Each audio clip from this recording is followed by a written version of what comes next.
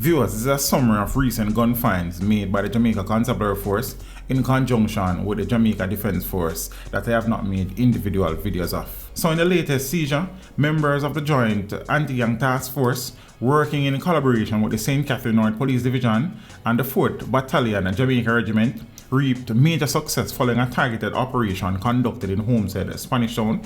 Now, during the operation, members of the wildlife gang fired at the security forces and a firefight ensued.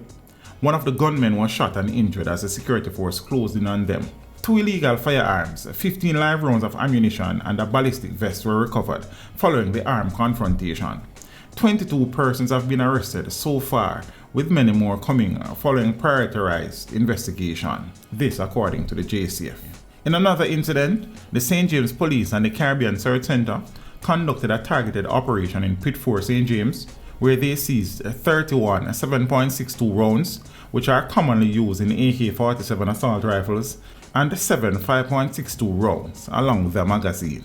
The St. Andrew South Police Division also had some success when they seized an illegal CPX-2 9mm pistol with a magazine containing 7 rounds of ammunition during a targeted operation in the Greenwich Farm community on Saturday. A few days before that, the St. James Police again also seized a cache of ammunition and 2 magazines following coordinated operational activities in the parish. A firearm was also seized. Teach them! Hey yo, hello! Send the message and make it reach them. It's teach them. Right here, Warlord representing. Thank you for watching. Like the video before you go. Please subscribe if you haven't done so. And remember to share the video with your friends and family. And browse the channel for more quality content. Until next time, walk good, my friends. Teach them!